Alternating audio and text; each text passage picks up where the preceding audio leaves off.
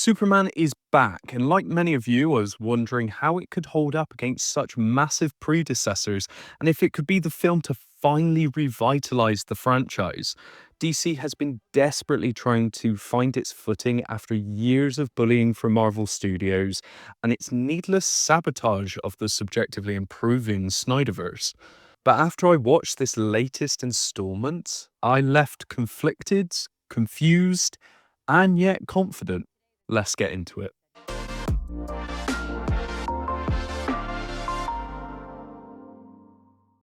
Firstly, this is a superhero film unlike anything I've ever seen, at least for a while. Where most modern superhero films obsess with gritty realism, Superman 2025 pulls artwork right from the pages of DC's earliest days. Bright colors, flamboyant costumes, and no shame in being over the top are all present. And it works, at least visually.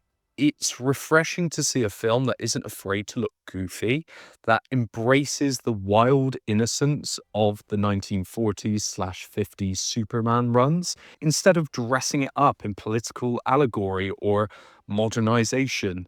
But Superman's inspiration doesn't stop there. One of the boldest choices James Gunn makes is to lean hard into the camp. There's optimism baked into the DNA of this movie, and you can feel it in the set pieces, in the performances, even in the score. It's not trying to be a commentary on today's world, it's just trying to let Superman fly above the noise, literally and figuratively. Unfortunately, there are a few things that get lost in the clouds, most importantly, the story. Instead of following a suitable hero's journey, Gunn opted for a fly on the wall experience. Instead of tracking one lead character through a clean 3-act arc, Superman 2025 just lives in its world. We're dropped into Metropolis, Krypton's legacy, and the daily chaos of Superman's life, like we're reading an issue of a Golden Age comic. But like those comics, the story is left feeling cheap, and it's not the only element. Character arcs are the foundation to any good story, but here they share the same foundations as Metropolis in the third act. There's no grand moral lesson, no carefully structured redemption. It's more like a collage of Superman moments, sometimes awe-inspiring, sometimes silly, and sometimes just flat out juvenile. And it's intentional. This isn't about Clark Kent learning to be better, rather him saving humanity despite the film raising multiple points that continually argue this. But in a film with a multitude of varied characters, I would question that if the lead man doesn't evolve with the story, who does? The only noticeable developments came in the form of Jimmy Olsen, who, despite having an inexplainable way with every woman in the world, is repulsed by Lex Luthor's fawning supermodel girlfriend, and yet by the end, gives her a chance. And Lois Lane, who is so dedicated to her job that after one failed interview, couldn't bear being with the Man of Steel, and yet, by the end of the film, gives him a chance. Despite its schoolyard complexities, this film does have more to offer. Its characters are engaging, if not a mixed bag.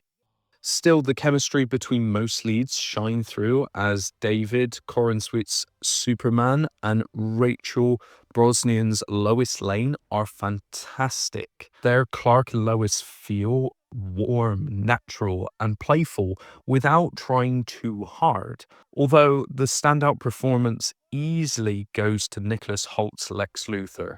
He utilizes every drop of what little stage direction he had, other than the bad guy is bad.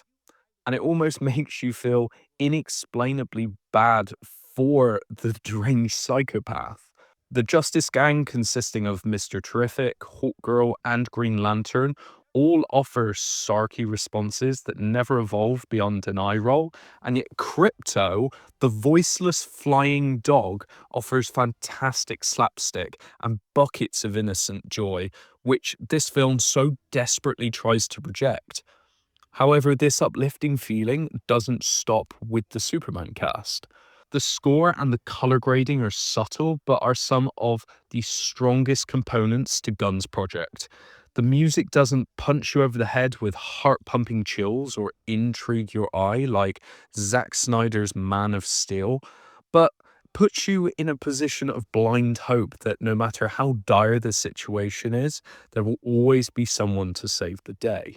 This is seconded by not what you can hear, but what you see throughout the whole film. Its bold color grade leaves nothing to hide and can sometimes be unflattering. But again, this gives the film its much needed charm to hold your attention right to the very end. It would also be criminal if I didn't mention the most fundamental part of filmmaking, the cinematography.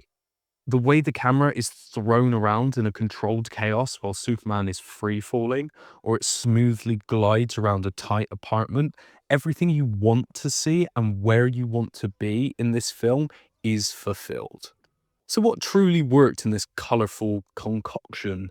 The fresh direction, the unapologetic campiness, the refusal to bog Superman down with cynicism or heavy handed messaging. It feels like a bold new template for superhero movies, especially in a genre that's been drowning in not superhero fatigue, but sameness. That said, the lacking of maturity in Gunn's writing does more damage than we realize. The emotional maturity that Snyder brought to the Man of Steel is nowhere to be found here. Before, we had clear stakes through Zod and a world that was tangible to be our own, but here you have huge monsters carelessly tearing through skyscrapers and dimension hopping villains while pedestrians act like it's another Tuesday.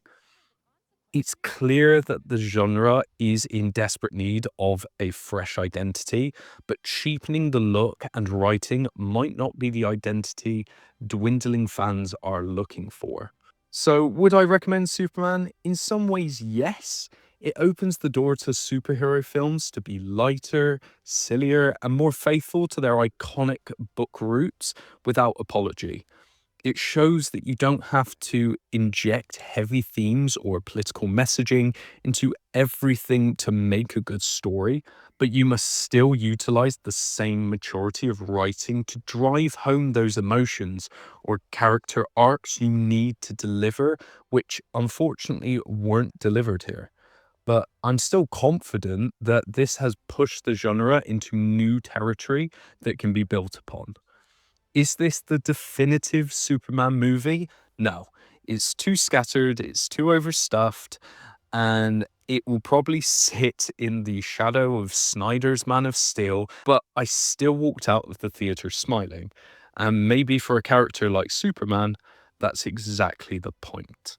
But that's just my opinion, so let me know your insights or theories on this latest Superman, DC, and the future of superhero films in general. Don't forget to like and subscribe, and remember, this doesn't happen without you.